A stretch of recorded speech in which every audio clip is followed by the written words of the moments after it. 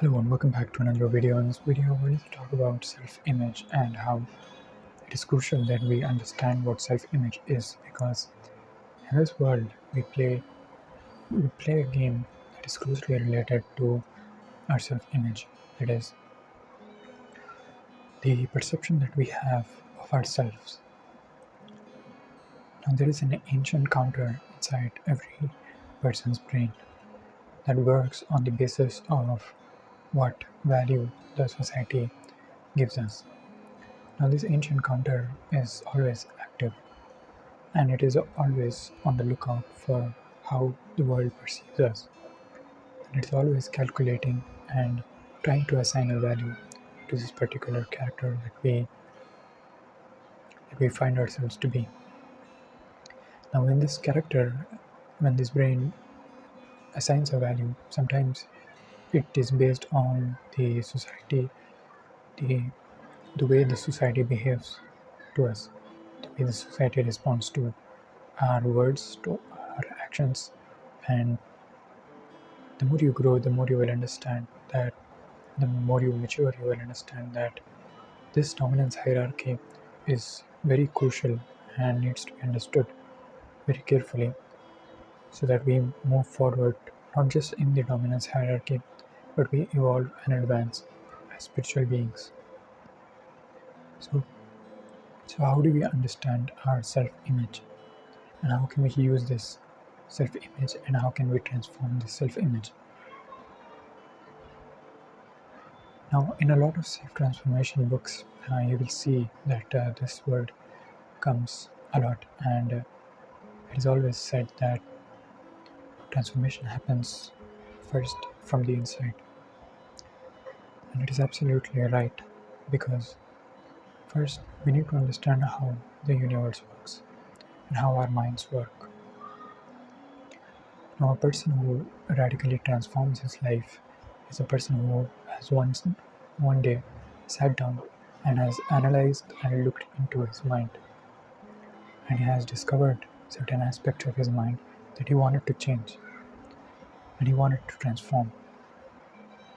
So when he does that, he looks at his mind and he analyzes and critically looks at the mind.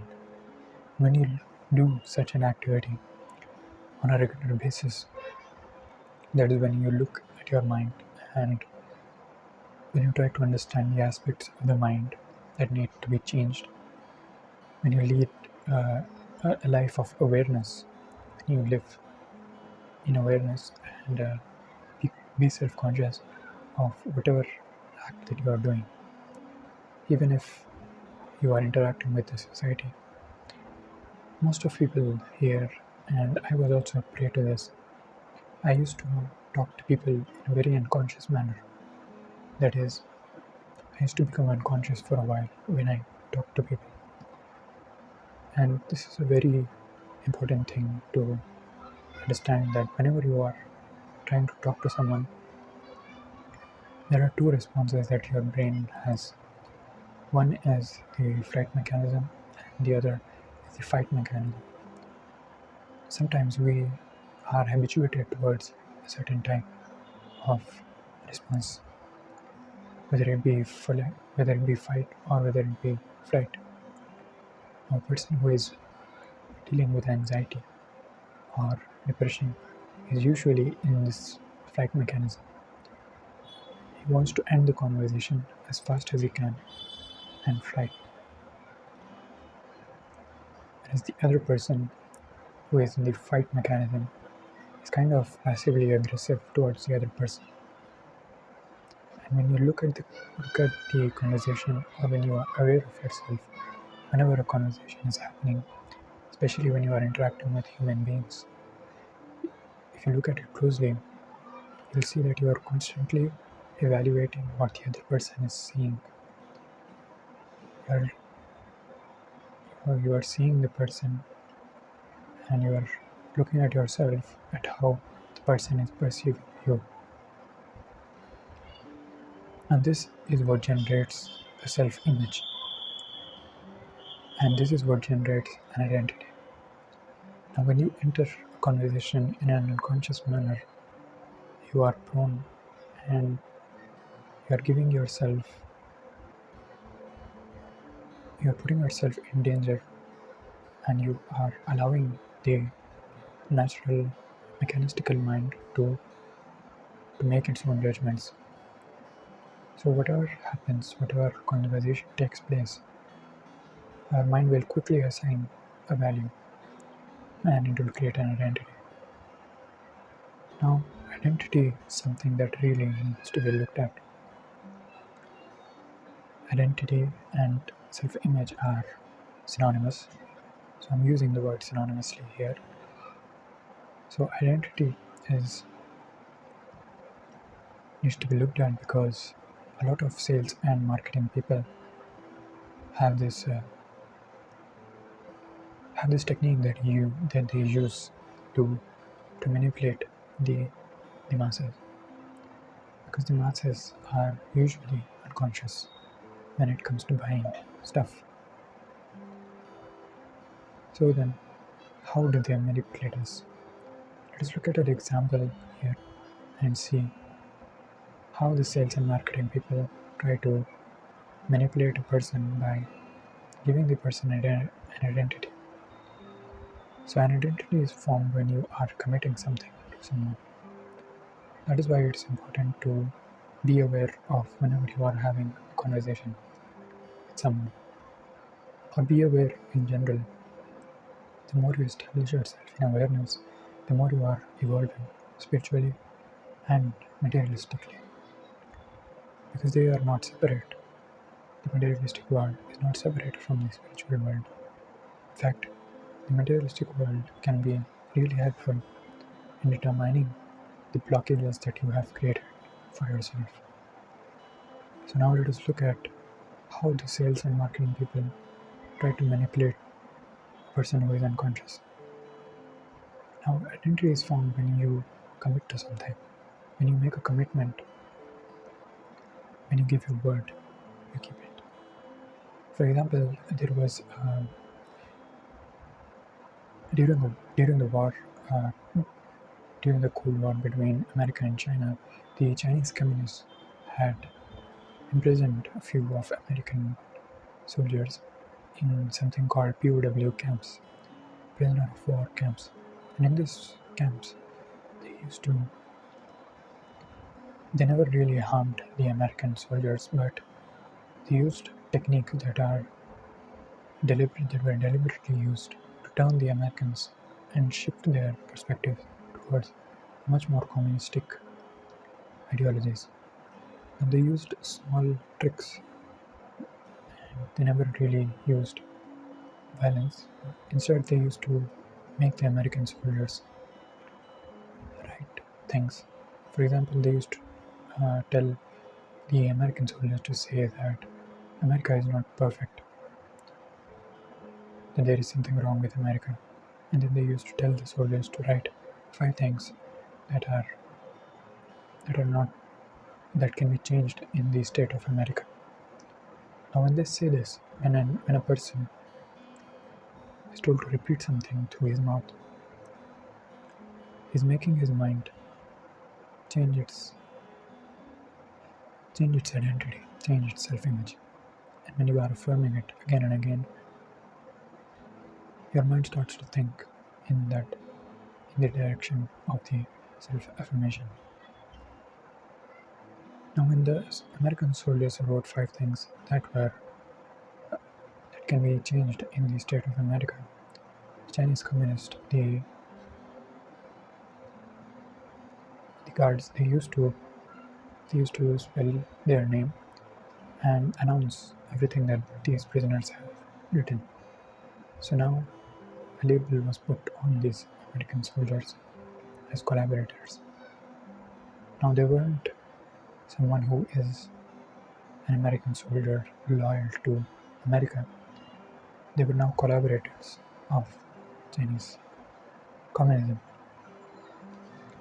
And that's what they started to believe, because a person's ability to defend his or her commitment, his or her self-image, his or her self-identification can really surprise you. A person will defend his identity no matter what. He goes into a fight mechanism. He fights against whatever is trying to kill that identity. So then, the Americans, when they return back to US, the social psychologist questioned them a lot, tried to understand what happened. None of the American soldiers was ready to go against the Chinese communist ideologies because they were slowly hypnotized. They were slowly transformed into affirming the beliefs the of communism. So this is a very clever tactic used by even sales and marketing people who try to get a commitment out of you. For example, you may have sales to sales doorman who will come at your door and ask you for a petition to be signed. Maybe a petition to make the city more beautiful. You sign that petition because who doesn't want a city to look beautiful? And the next week you will see that another person comes and he will try to sell you something in the context of making the city more beautiful. For example, he'll try to sell you a signboard that you can put outside your yard. Maybe it is for $5. And you say, okay, I signed a petition last week for keeping my city clean. So you developed an identity on that basis. And then now when a salesperson has come on your door to sell you a $5 signboard, you have accepted because you want to keep your commitment. You want to be a good citizen. Now a lot of dictators have used this to make the unconscious mass. They use it to manipulate people, and they have been successful. Many of these people have been successful. Now if you look at the dictators, and if you look at how they dictate and how they have come to power, you will see that they have kind of given their people a structure to believe in and a routine to self-affirm. They have their own signals that makes them unique. They have their own rituals that makes them unique. And the more a person affirms himself that he is a certain identity, the more he falls into the trap. So then how can you use this information that we have just learned about to transform your life for betterment of yourself? Now the mind is purely mechanistical. It has no way to distinguish between right and wrong. It has no way to distinguish between good or bad unless and until you make it mechanical enough to distinguish between good and bad, right or wrong. So this mechanical nature of mind can be understood when you have understood your own self-image. That is the way you perceive yourself. Now when you understand that this is how you perceive yourself, you'll see that your actions also reflect this self-image. Now the activities that you do from a day-to-day basis, they affect your self-image because the mind is always trying to rationalize your actions. So in order to change yourself and in order to transform your self-image, the first thing is to transform your actions, is to start acting the way that you want to become. The best way to do this is to read the biographies of the successful people of the world, even the dictators. If you understand them and if you understand their actions, the day-to-day life, then you can transform your self-image to something that can help you progress in your career, in your spiritual advancement, and in many other areas of your life. For example, if you find yourself to be really serious, to be really stoic, you can you can do an activity that is fun. You can do it with yourself even, and you'll see that an identity grows out of this fun activity. Now it can be whatever you want. It can be dancing.